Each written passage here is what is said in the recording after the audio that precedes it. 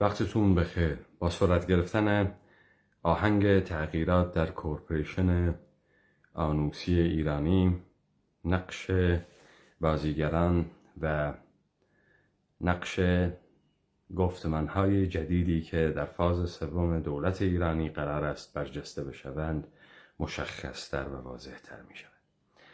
شاید ما سالیان قبلتر بایستی در مورد وبای ترکی صحبت می کردیم، وبای ترک، اما ضرورتش اینگونه پیش آمد که امروز ما با زبان یدیش فارسی این دیبیت رو داشته باشیم تا ما بدانیم در تحولات آینده و سرعتگیری این تحولات در روزهای اخیر با کیها مواجه هستیم، کدامین برنامه و پروژه در این سرزمین اجرا خواهد شد. ببینید، ما همزمان شاهدیم که همراه با تصفیه حساب‌های درونی، اپوزیسیون‌های برساخته، گفتمان‌های برساخته، گفتمان قومی اتنیکی هم دارد میتازد. در این بین ناگهان قومی به نام ترک سر بلند کرده و همزمان با مطرح شدن ایده ایران شهری سید جواد طباطبایی ترک تبریزی و مکتب تبریز، نهله های ترک بازی هم آغاز شده است. به همین خاطر من مجبورم یک گریزی به تاریخ معاصر بزنم و اتفاقاتی را که افتاده است مطرح بکنم تا ما به این مسئله پی ببریم که آنچه که نامش ترکیه است دارای یک بحران وجودی است، یک بحران وجودی که اریکه موجودیت اونها رو با خطر جدی روبرو می‌کند. پروپاگاندای حاکمیت، اربابان جودو کریستیانیتی پشت سر اینها این تازه کوچ دادگان را بر این سرزمین دارای تریبون‌های پر سر و صدا کرده است. مشخصاً نماد ترکبازی تراکتورسازی سپاه پاسداران و همچنین یوناس تیوی و در کنار اون اندیشه تکمیلی ایران شهری در این راستا حرکت میکنند. به همین خاطر واجب امت کردی است بداند که با کدامین هیوله ها و برنامه ها در روزگاران آینده روبروست و این طرح‌ها و پروژه ها از کی آغازیده است. ببینید، یکی از نمادهای ترک بازی اینها داستانی است به نام بابک خرمدین. ما وقتی سیر تاریخ را خطی و قصه‌ای تعریف می‌کنیم و دنبال می‌کنیم، احیانا پی نخواهیم برد که این تاریخ در اصل پروژه‌ای است برای این گونه سازی یک سرزمین. این به چه معناست؟ به این معنا که ما آدمیان مفاهیمی را که درست می‌کنیم بر اساس موقعیت خود و منفعت خود برمی‌سازیم.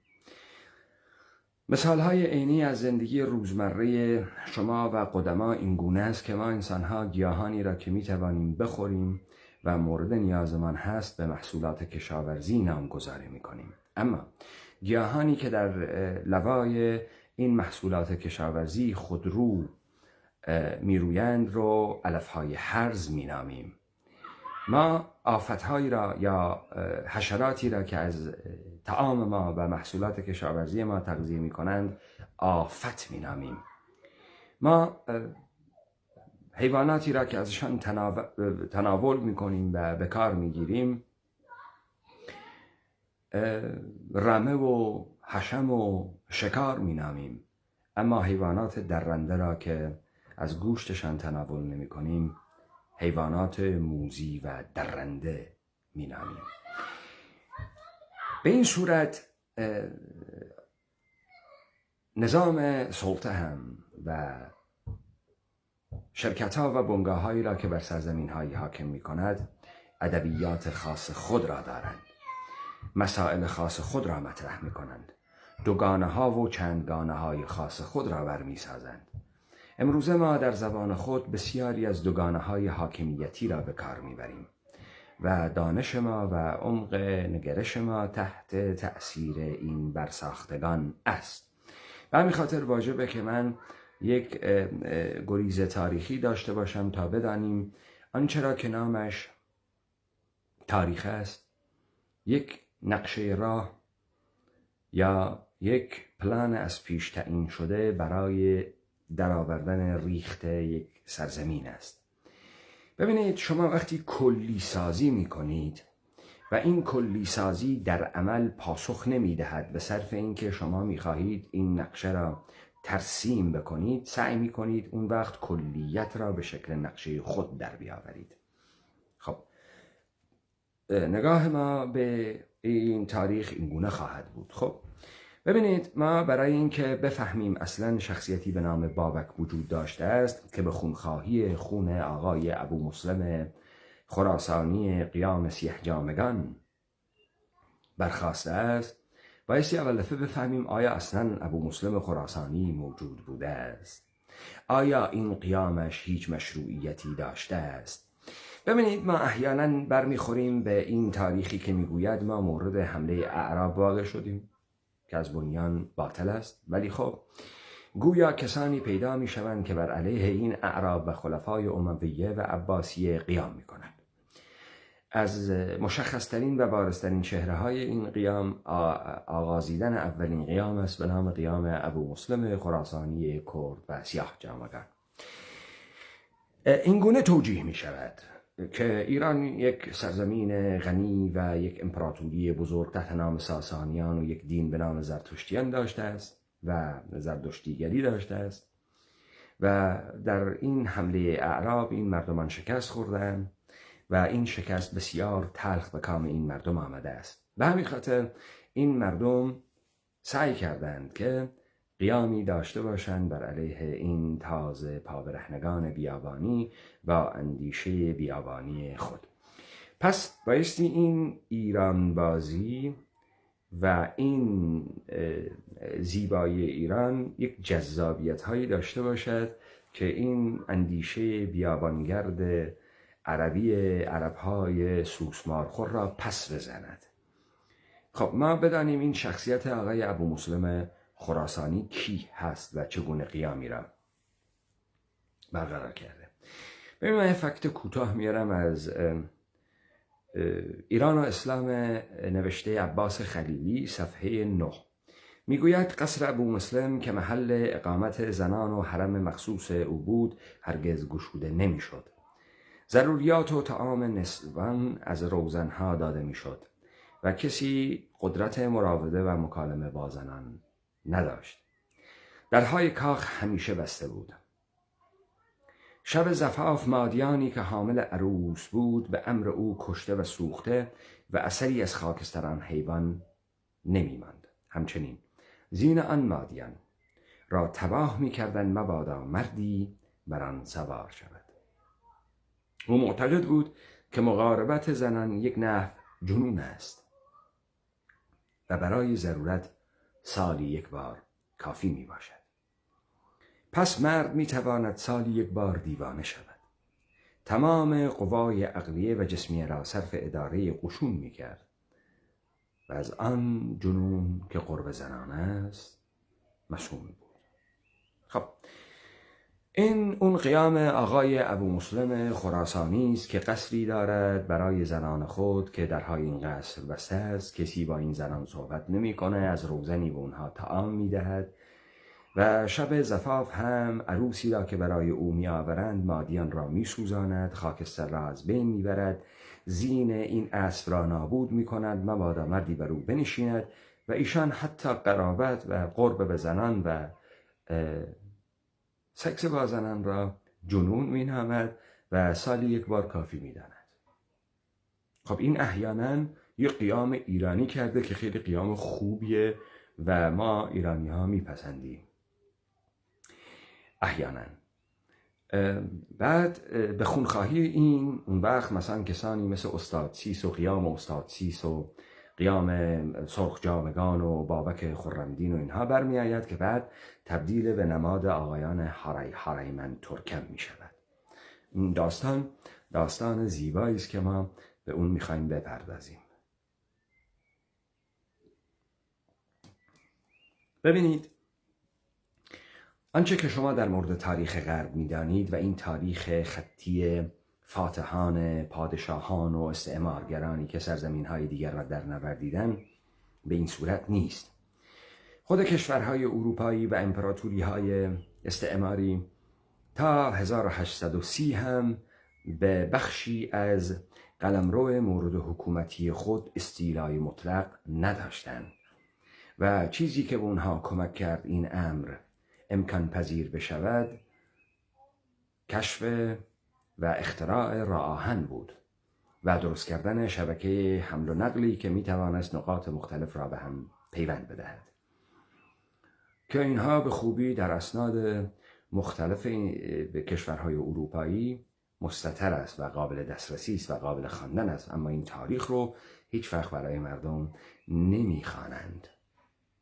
خب ما بازگردیم به این که نگاه حاکمیتی چگونه میتواند باشد. همونطوری که من دوگانه ها و مفاهیمی رو مطرح کردم که چگونه ما از منظر خود نامگذاری میکنیم. ببینید، مهمترین قضیه‌ای که با آغاز دولت‌های مطلقه در اروپا آغاز می‌شود دستیابی بر منابع و کنترل منابع است. مهمترین منبع چوب است و منبع الواری است که می‌شود به فروش گذاشت و کسب درآمد برای خاندان حاکمه کرد و همچنین استفاده این چوب به عنوان هیزم برای کارکرد روزانه مردم. ببینید، جنگل در کلیت خودش یک چیز طبیعی برساخته است که دارای پیچیدگی‌های خاص خودشه، از گونه‌های مختلف گیاهی گرفته تا درختان منحصر به فردی که در این جنگل رشد و نمو کرده است. وقتی یک حاکمیتی جنگل را به عنوان منبع درآمد نگاه می‌کند، تک تک درختان این جنگل نه به صورت درخت و نه به صورت کارکردی که درخت دارد، کارکردهای مختلفی از ثمردهی تا استفاده کردن از شیره و صمغ این گیاهان برای مقاصد دارویی، کالایی، تا انواع و اقسام مواجهه‌ای که شما میتونید با طبیعت داشته باشید. از نظر حاکمیت درخت یعنی الوار و اگر الوار نباشه هیچ کارکردی برای اون نداره. پس حاکمیت سعی میکند برای اولین بار از اون پیچیدگی‌های جنگل طبیعی نجات پیدا بکنه و سعی بکنه یک چیزی بیافریند که هم ساده باشه، هم راحت باشه، هم به نیات خودش برسه. اینجاست که طرح جنگل مصنوعی برای حکام اروپایی مطرح می شود.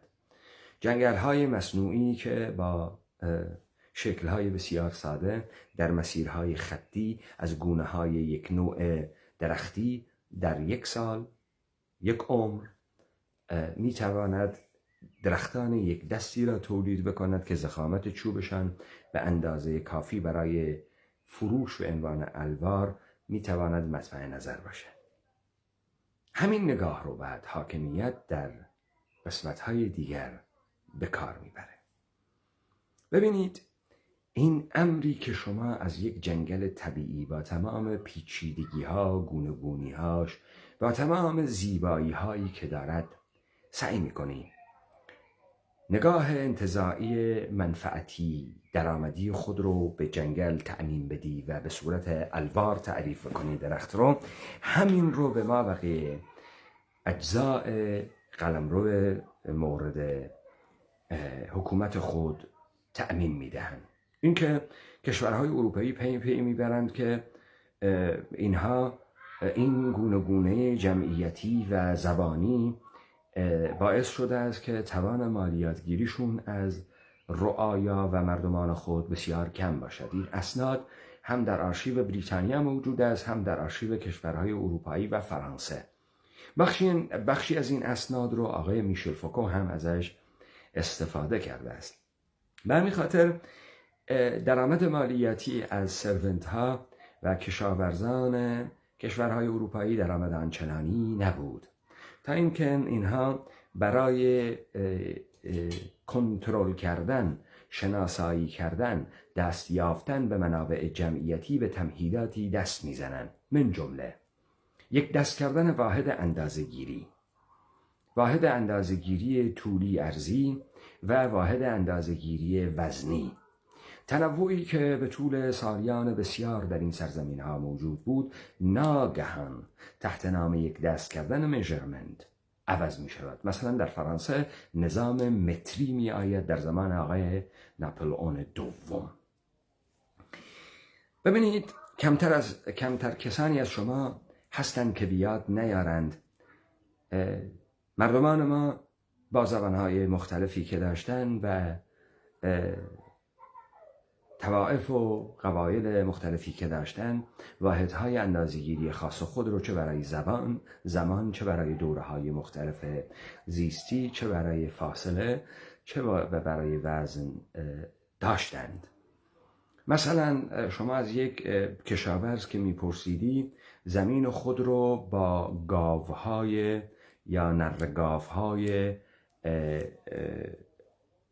شخمزنی تعریف میکرد، به اندازه یک گاو، به اندازه 2 گاو. یا مثلا میگفت که من 3 خروار زمین دارم. 3 خروار زمین، خروار واحد وزنی بود، به هیچ صورت واحد متراژی نبود. داستان هکتار و متر و اینها را بعداً حاکمیت آورد. برای چه؟ برای مالیاتگیری، برای دستیازیدن به زمین ها، برای مشاع کردن و به فروش رساندن زمین ها و منابع.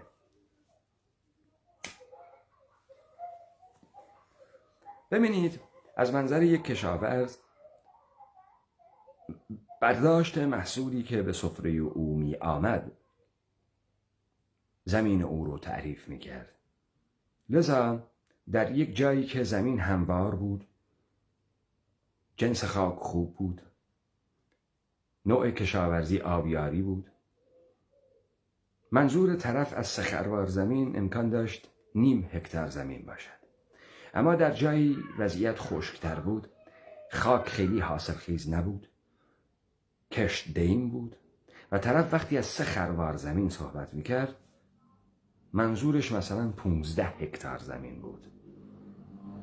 میزان میجرمنت ها فرق میکرد و این فرق کردن میجرمنتی کار مالیاتگیری رو بسیار سخت میکرد، کار تجارت و کالایی دولت رو بسیار سخت میکرد. اینجاست که مردمان ما غالباً تحت حجمه های نظام حاکمیت و سیستم دانشگاهی فکر میکنن اینها اعجاز بشر غربی بوده است برای زندگی بسیار عالی انسانی. نه، این ساده سازی،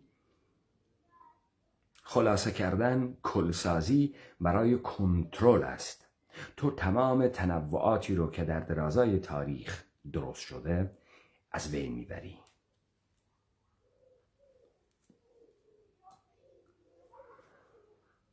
مسئله دیگر دادن نام خانوادگی است. به خاطر اینکه انسانها را بتوانی شناسایی بکنی. مثلا شما در هر توده جمعیتی اگر حضور پیدا میکردی، احیانا مثلا 40 تا مرد داشتن اسمش احمد بود. بعد هر کدوم از این احمدها یک نکنیم داشتن، یا به اسم پدر، یا به اسم مادر، یا به اسم طایفه، یا با اون خصلت و صفتی که داشت. زورمند بود، خوشگل بود، سفید بود، بور بود، خیلی سیاه بود، خیلی کوتاه بود، دانا بود، احمق بود. این احمدها نکنیم میگرفتن یا لقب میگرفتن. اما این قابل شناسایی نبود. مردمان بومی این احمدها رو تفکیک میکردن و میشناختن. بعضی مواقع این اسمها دوره‌ای بود. مثلا طرف تا دیروز احمد سفیده بود، امروز یک اتفاق دیگه میافتاد تبدیل میشد مثلا به احمد خشن. مثلا اینه که تو نمیتونیست اینها رو تعقیب کنی، دستگیر کنی، بشناسی. این چیزایی که دارم میگم مال قرن 18 ها، مال اعصار گذشته خیلی دور نیست. اینه که اینها سیستم نام خانوادگی را آوردند. اگه شما توجه کرده باشی اکثریت مراجع تقلید، اکثریت آخوندهای شیعه یهودی آنوسی با مکانشون تعریف شدن. آیت الله وحید خراسانی، آیت الله سیستانی، آیت الله خمینی، آیت الله خامنه‌ای، توجه بفرمایید، آیت الله علی اکبر هاشمی رفسنجانی، آیت الله موسوی اردبیلی، آیت الله، توجه بکنید تمام اینها با شهرهایی که بر ساخته ها و دوران متأخر جدید کورپوریشن سازی شناخته می شوند. و اکثریت آیت الله هایی که به مناطق دیگری کوچ داده میشن همه داره یه نام شهری هستن. آیت الله قومی، آیت الله اشرفی اصفهانی. این سیستم نامگذاری سیستم حاکمیتی است که همین آقایان، اتفاقاً آقایان برساخته کوچ داده شده به سرزمین ما، بخشی پارسی هندی، بخشی آنوسیان یهودی و بخشی ترک های خزری، به خاطر اینکه یک شناسنامه تاریخی برای خود بسازند این نام فامیلی را برمیگزینند. خب به این صورت شما مردم رو قابل شناسایی میکنی با دادن نام خانوادگی، که این اتفاق در سرزمین ما همزمان با آتاتورک و رضاخان میرپنج افتاد و سعی در یک دست کردن مردم کردند. توده های جمعیتی، تنوع جمعیتی، تنوع فرهنگی را در هم نوردیدن، یک کل ساده به نام ترکیه، یک کل ساده به نام ایران تعریف کردند و سعی کردند یک زبان سازی بکنند. حالا دادن یک زبان تقلیدی از فرانسه‌ای که برای استیلا نمونه است در تاریخ، همونطوری که میشل فوکو میگوید زبان ابزار حاکمیت است تا تو را بهتر بشناسد، تا تمامی معاملات و کارهای حکومتی با این زبان بشود که اغمازی نشود و حاکمیت ناغافل نماند از اتفاقاتی که در قلمروش هست. به همین خاطر این زبان را آغشته می کنند با یک سری توهمات دیگری. اینی که تو اگر این زبان رو بخونی میتونی چه میدونم روبسپیر بخونی، میتونی هایدگر چیز بخونی، جان ژاک روسو بخونی، میتونی فاوست بخونی، میتونی خیلی چیزای دیگه بخونی، میتونی روزنامه های مختلف رو بخونی. این اتفاق در سرزمین ما هم این گونه افتاد.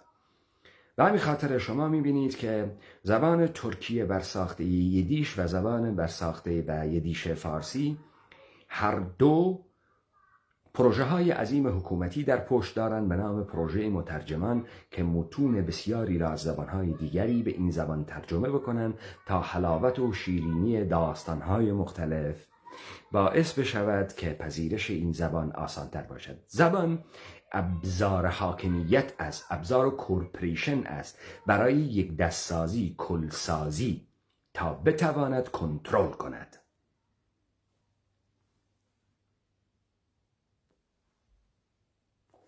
خب به تبع آن یک سری توجیهات هم می آورد. مثلا میگوید که با این متون بزرگ را میفهمی، فاخر را میفهمی، به ادبیات تو کمک میکند، به دانسته های تو میابزاید، این یک زبان تمدنی است. این کارها رو میکنه، ولی در اصل این در همان راستای جنگل مصنوعی ساختن است. این در همان راست است. این کل سازی است. شما یک نقشه ترسیم میکنید و بعد تمام تنوعات رو از بین میبری، به خاطر اینکه ساده سازی بکنی، به خاطر اینکه بتونی به اون هدفی که تعریف کرده ای برسی. این اون اتفاقی است که در سرزمین ما افتاده است تحت نام تاریخ. این تاریخ هیچ مردمی نیست. هیچ مردمی در این تاریخ وجود ندارد. آداب و سنن و عرفها و حتی نوع مالکیت و کار و تلاش و رژیم غذایی هیچ مردمی در اینجا موجود نیست. یک کلی میسازند به نام ایران، یک کلی که بایستی ساخته شود. اینجاست که سید جواد طباطبایی در فاز دوم به نام مکتب تبریز ظهور پیدا میکنند.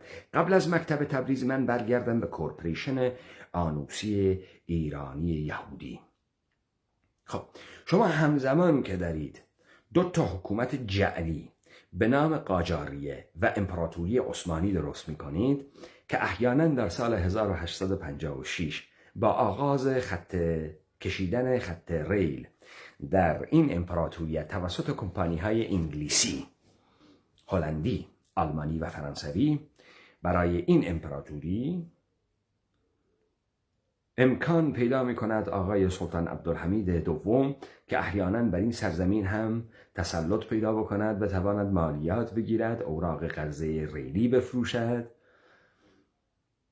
و خودش هم معترف میشه که این ریل خیلی به ما کمک کرد که نذاریم محصولات کشاورزی که درو میشه فاسد بشه در همون جایی که درو میشه، بلکه بتونیم اینها رو جابجا کنیم و به نقاط مختلفی ببریم تا سودی هم عاید حاکمیت تحت نام مالیات و اینها بشود. اما که سوال نمیکنه خب آقای عبدالحمید تو این امپراتوری پرطمطراق 700 سالت رو با چی اداره میکردی تا قبل از راه آهن؟ خود کشورهای اروپایی تا 1830 به خیلی از نقاط کشورشون دسترسی ندارن، از خیلی ها نمیتونن مالیات بگیرن، مردم مالیات گریزی میکنن، در میرن، اسامیشون مشخص نیست، غیر قابل تعقیبند. به همین خاطر اینها سیستم کوچی را بر نمیتابند. مردم ها رو باید یک جانشین بکنن تا قابل کنترل باشن. نمیشه که آدم های کوچی موجود باشن. همین کار رو سر کولی های رومانی در بیارن، سر ما بقیه کولی ها در میارند.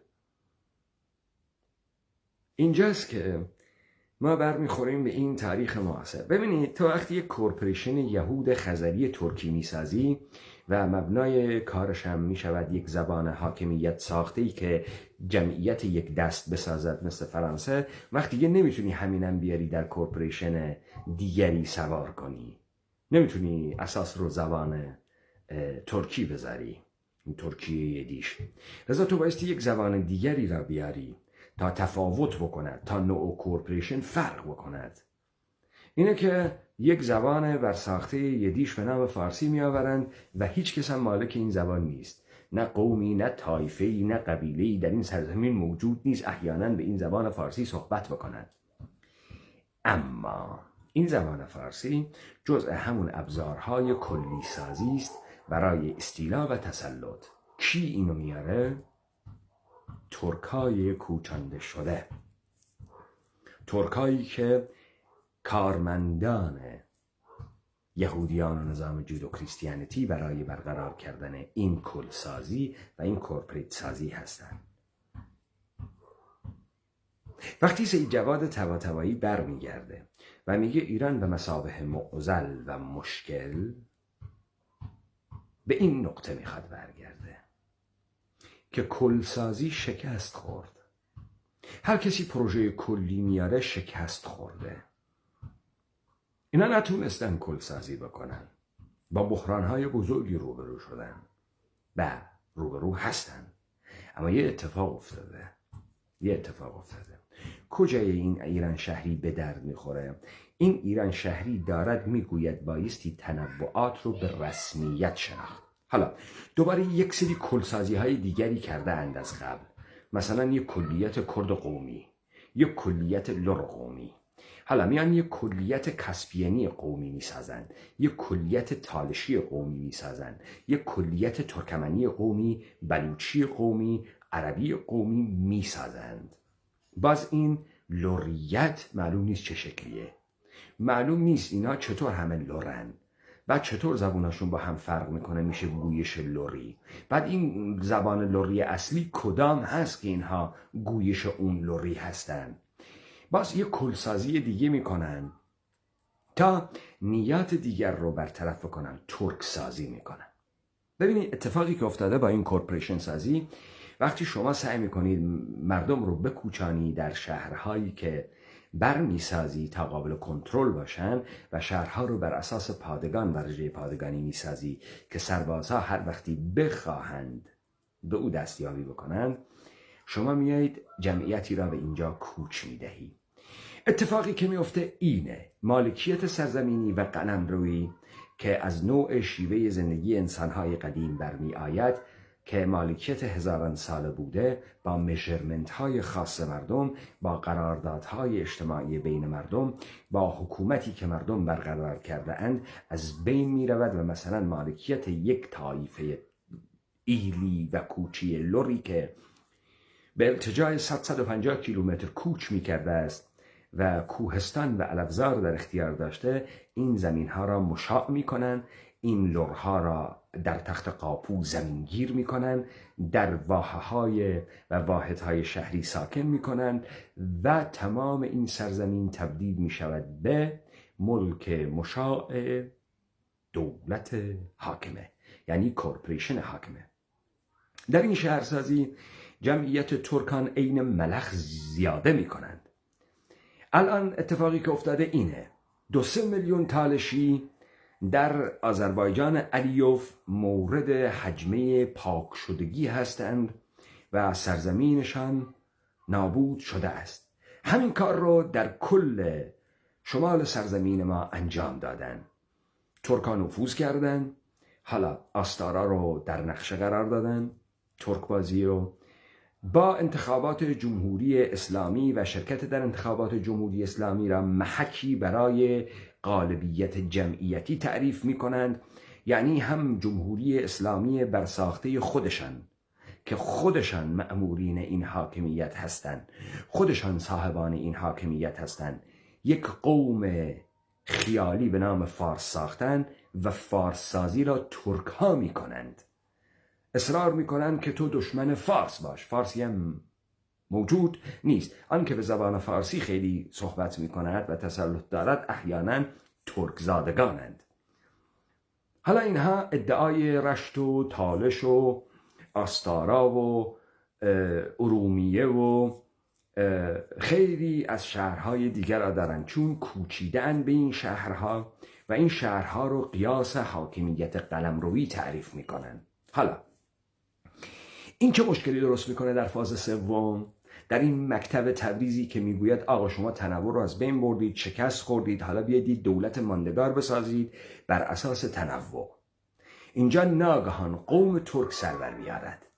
این قوم ترک کوچانده شده بر این سرزمین تمام نواحی حاصلخیز و مرغوب این سرزمین را به زیر چکمه های خود آورده است. تمامی گستره رشته کوه زاگرس را در نوردیده به صورت شهری ها. ببینید اینها یک نقشه کوچ ایلیاتی ندارن، رو نمی کنن که اینا ییلاق و قشلاقشان کجا بوده است. مثلا در مصاحبه‌ای که آقای حبیب لاجوردی یهودی ترتیب میدهد با آقای کریم سنجابی، دکتر کریم سنجابی میگوید ایل سنجابی از منطقه روانسر، دامنه کوه شاهو تا دشت ماهیدشت تا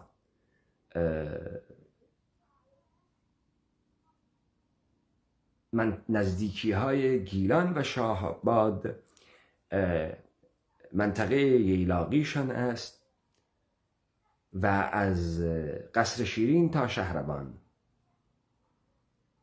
و تا نزدیکی های شمال بغداد منطقه قشلاقیشان است. و میگه که در معاهده‌ای که فیما بین در 1914 آغاز جنگ جهانی اول با دخالت روسیه و انگلیس بین عثمانی و قاجاریه بسته میشه، به ایل سنجابی این تضمین را میدهند بدون دادن و پرداخت کردن مالیات برای تألیف گوسفندان خود به چراگاه خود بروند. سوال: تمام این مناطقی که از آن ایل سنجابی بود الان مال کیست؟ مال کیست؟ مال دولت عراقه. چطور این مالکیت از این مردم گرفته شد؟ این داستان رو شما در موصل و در کرکوک هم داری. وقتی شما شهرها رو ملاک حاکمیت و مالکیت سرزمینی قرار میدی، بعد ناگهان 40,000 ترکمن در شهر، مثلا در شهر کرکوک ادعای مالکیت سرزمینی میکنه، دولت ترکیه هم رگ گردنش رو بیرون میزنه که اینجا سرزمین ترکان است.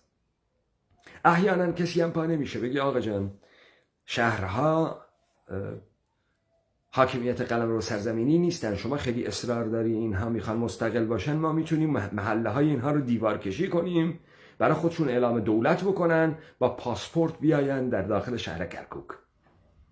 همین کارم در ارومیه بکنیم، همین کارم در رشت بکنیم با این آقایان ترک. خب فاز سوم ایران شهری این است: وقتی او میآید تنوع قومی را برمیتابد، ترک ها عملا شهرها رو خوردن. چون امکانات دولتی هم در اختیار داشتن، چون کارمندان کورپوریشن یهود آنوسی کارمندان اصلی اینها بودن، به یمن این قدرت توان تولید مثلی در حد ملخ بالا رفته و یکسره میخواهند سرزمین را ببلعند. آقایان ترک. خب آقایان ترک پشت کدامین استدلال میخواهند این کار را بکنند؟ احیانا پشت این استدلالات: تولرانس، مولتیکالچرالیزم، پلورالیزم، رواداری، تنوع جمعیتی، تحت نام حقوق، تحت نام حقوق بشر. این ترکا تحت نام این ترکند. اما وقتی ازشون میپرسی ترک بودگی یعنی چه، ترکه نمیتونه پاسخ بده. ترکی که ترکی، چیکار کنم ترک بودن یعنی چه؟ ببین، چون این مفهوم ترک الان شده است مفهومی برای استیلای تو، مفهومی برای قدرتگیری تو. این ترک بودن چیست که به تو این قدرت را میدهد؟ ببینید،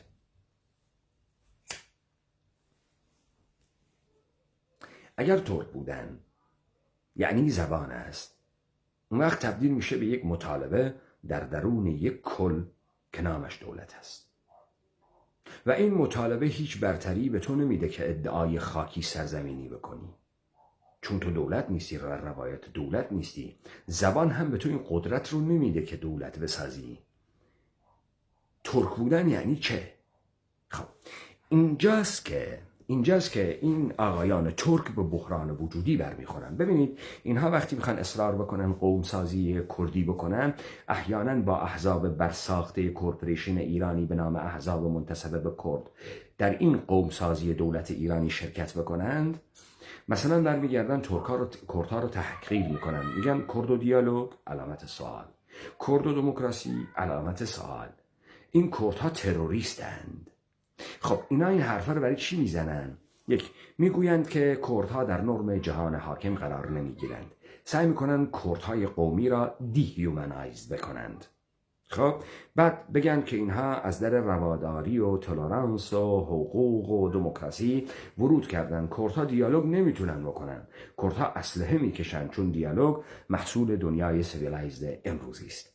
خب آقایان ترک این حرفی رو که میزنن بایستی خودشون رو به عنوان ترک تعریف بکنند، وگرنه نمیتونن در پشت مطالبه گری و حقوق و چیزی به نام تولرانس و چیزی به نام صلح و آشتی و اینها بیستن بدون اینکه خود را تعریف کرده باشند. زیرا که انسان تا زمانی که خود را تعریف نکند به خودی خود انسان نیست.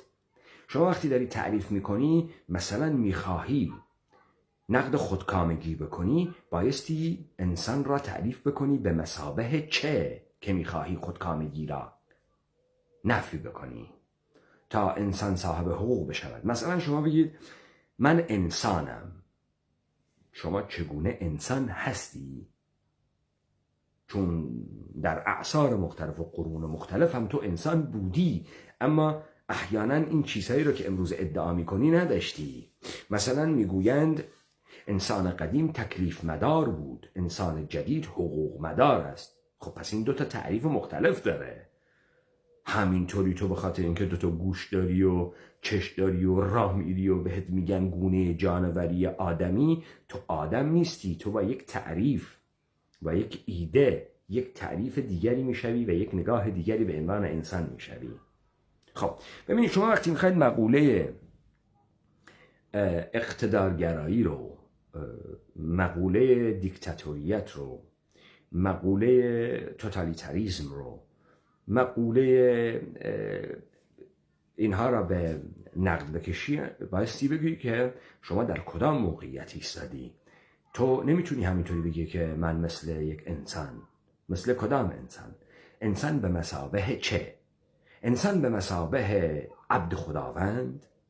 اون وقت تو نمیتونی دیگه نقد دیکتاتوریت، سلطانیزم داشته باشی. نمیتونی، چون انسان به معنای عبد خداوند تکلیف مدار است، هیچ حقوقی نداره. به خاطر اینکه اون مسلمانان و یهودیان و مسیحیانی که انسان را به مثابه عبد خداوند تعریف میکنن، هر جایی که دم از حقوق زدن بایستی تو دهنشون بزنی، چون اونا تکلیف مدارند، حقوق مدار نیستند.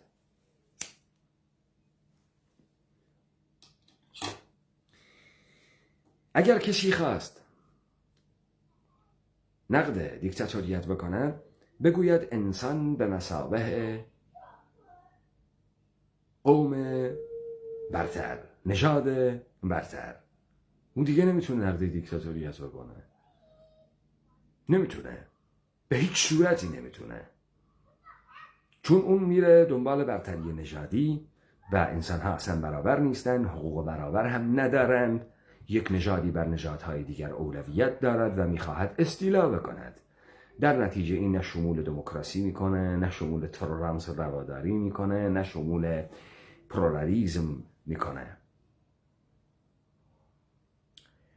اما اگر شما گفتی انسان به مثابه یک ذات خردگرا، یک ذات دانا، اون وقت چرا انسان شامل یک سری حقوق هم می شود، انسان آزاد هم می شود. اون وقت انسان می شود انسانی که عقل خود را بایستی از قیومیت در بیاورد و به بلوغ برسد. انسان بایستی آزاد باشد و در مسیر آزادی حرکت بکند. اینجاست که انسان بودگی این معانی را میدهد و تو رو شامل حقوق و مطالبات و خیلی چیزای دیگه میکنن. حالا وقتی یک ترک بودگی خودش رو تعریف نمیکنه و میگه زبانه، بعد این زبان رو مبنای استیلا، حاکمیت سرزمینی تعریف میکنه، مثلا ادعای رشت و تالش و آستارا و ارومیه و شیراز و اینها رو داره، زنجان و تهران و اینها رو داره، این دیگه بایستی تعریف بکنه ترک چیست. گونه جانوری است، احیانا بستنیه، احیانا کیمه. چیه این ترک که تو رو مشمول این ادعا میکنه، به تو این قدرت رو میده این کار رو بکنی؟ چی هست این ترک؟ پاسخی نداره.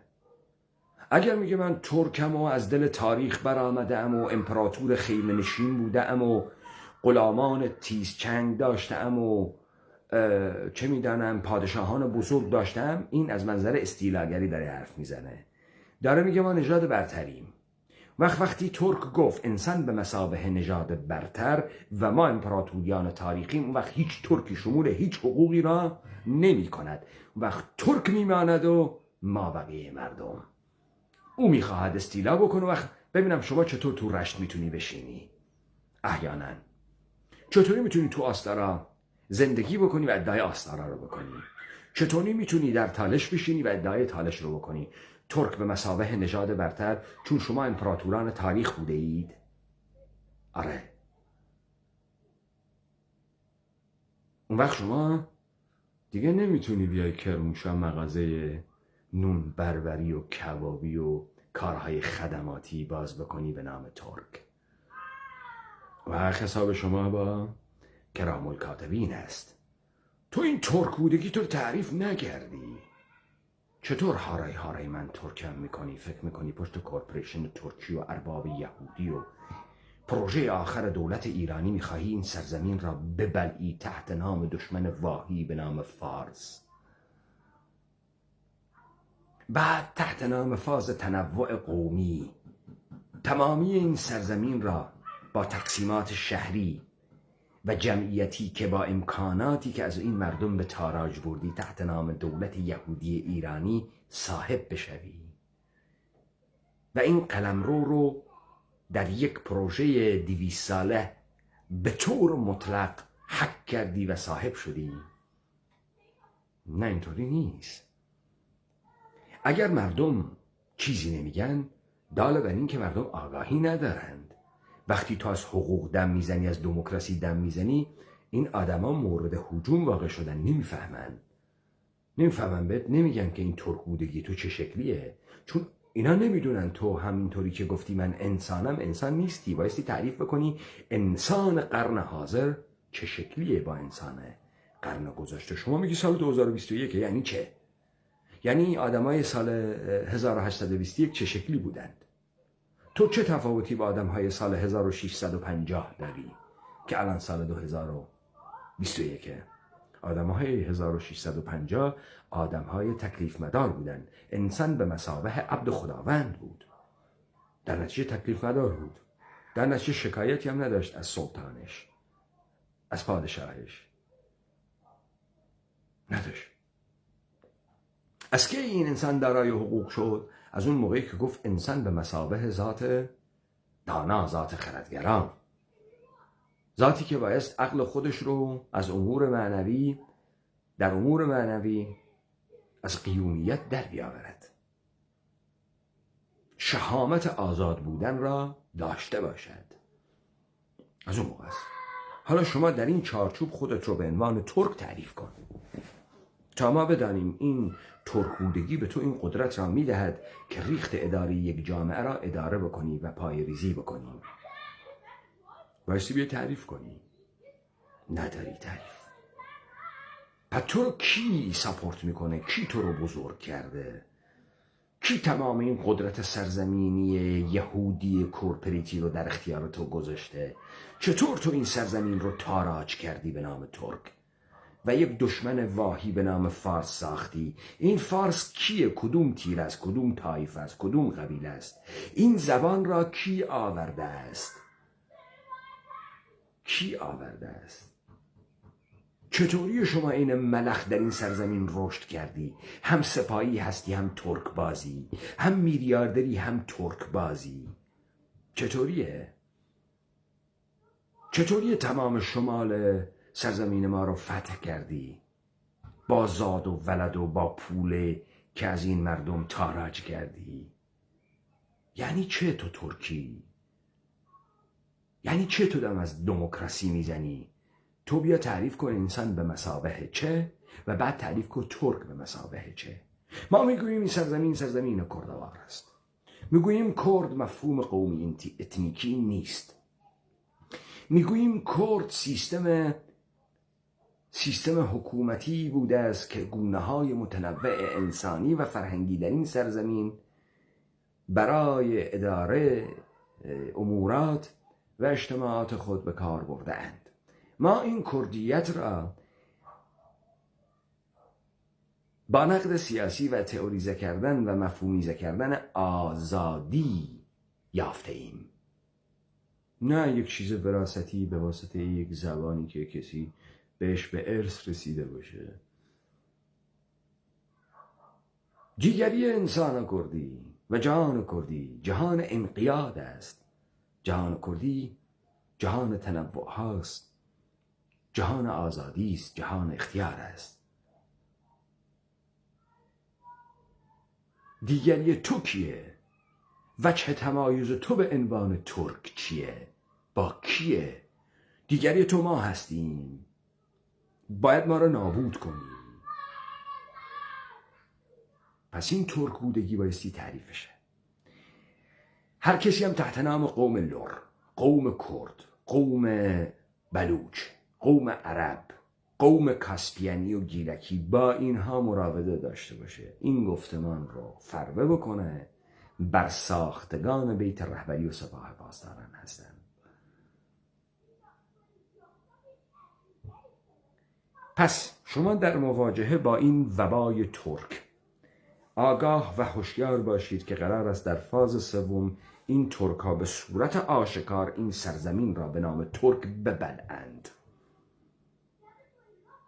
ترک بودگی تا زمانی مشخص نشود وجه مشترکش با آزادی چیست، با حقوق چیست، با برابری چیست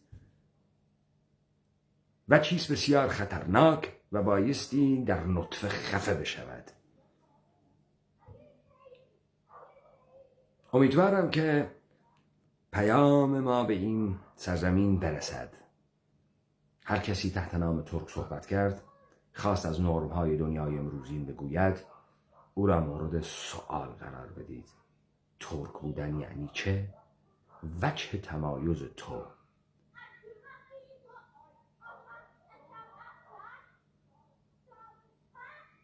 با دیگران چیست؟ اگر از پاسخ دادن به این عاجز بود، اون وقت مردمان این سرزمین، ما مردم، دستمون نمیلرزه در پاک کردن اینها، در استیلاگرانی که قصد استیلا و به بردگی کشیدن ما مردم را دارند، در استیلاگرانی که در یک توطئه بزرگ تاریخی به این سرزمین آورده شدند و سرزمین ما را مورد تاراج و غارت قرار دادند. اگر او آمد خود را به عنوان سلاطین تاریخی معرفی کرد و از برتری نژادی گفت، بایستی این گفتمان و حاملان این گفتمان را به طور مطلق از این سرزمین پاک کرد. اینجاست که او احتیاج داره خودشو تعریف کنه و دیگه نمیتونه تو رشت بشینه، نمیتونه تو تبریز زندگی کنه، نمیتونه. تا نتونه خودش رو تعریف کنه، این ترک بودگی رو که داره حمل میکنه اسلحه کشتار جمعی است که خون دیگران و مال و سرزمین دیگران را مباح میکند و دیگران بایستی ابایی نداشته باشند در نابودی اینها. پس وقتی دم از دموکراسی میزنی، وقتی به دیگران انگ تروریستی میزنی، فکر میکنی نرم‌های دنیای امروز را برداشتی تا افکار عمومی در راستای تو باشد تا بتوانی مردمان خودت رو که ترک مینامی بسیج بکنی، بدان اگر در راستای آزادی خودت رو تئوریزه نکرده باشی که این ترک بودن تو رو شامل این داستان بکنه، اون وقت تو از منظر استیلاگری و به بردگی کشیدگی دیگران و تاراج آنها آمده ای. خونت هم مباح است، مردم هم دستشون نمی‌لرزه. کسانی که حامل این گفتمان هستند، این نگاه هستند و این استیلاگری را تعقیب میکنند و عاملان نظام سلطه هستند رو وجود لوسشان را پاک میکنند. پس از فردا چه در شیراز، چه در همدان، چه در رشت و گیلان، چه در آستارا، چه در ارومیه، وقتی گفتی ترکم و تعریف نکردی ترک بودنت چه شکلی به آزادی ربط داره، چه شکلی به حقوق ربط داره، اون وقت تو یک استیلاگری هستی که با امکانات ارباب جودو کریستیانیتیت آمده ای مردم ما را به بردگی بکشی و نابود بکنی. خونت مباح است، مالت مباح است، تو دشمن آزادی هستی، تو دشمن انسانیت هستی، تو دشمن انسان به مثابه ذات خردگرا هستی. به همین خاطر اینا رو ناچار کنید خودشون رو تعریف کنن. همون چیزی که سید جواد طباطبایی فکر میکرد میتونه با مکتب تبریزش، با لطایف الحیل بار دیگری قدرت شما را پای ریزی بکند، این بار به صورت آشکاراتر قسمت‌های مرغوب این سرزمین را صاحب بشوید، در مقابلش مردم جهش پیدا کردن و شما را در نطفه خفه میکنن. اگر تا دیروز فکر میکردی در مهاباد، در ارومیه میتونی راحت را بری ترک بازی در بیاری، به خاطر اینکه این بود مردم فکر میکردن که ترک بودگی یعنی زبان و اینها هم کرد بودگیشون هم یعنی زبان. بعد هر دوتای درد مشترک دارن، این دشمن به اسم فارس دارن و تو هر حرفی میزنی به عنوان حقوق شمولت و شامل تو میشه. اما حالا که تعابیر و تعاریف در راستای آزادی معانی خود را یافته است، تو نمیتوانی ترک بودنت رو به عنوان زبان مبنای استیلا قرار بدهی و سعی در بردگی دیگران داشته باشی با امکاناتی که از این مردم به تاراج برده ای.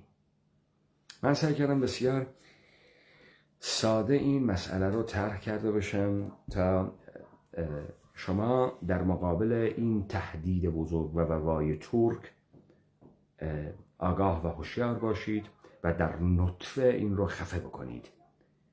آفت بزرگ این سرزمین این کوچ داده شدگان ترک است.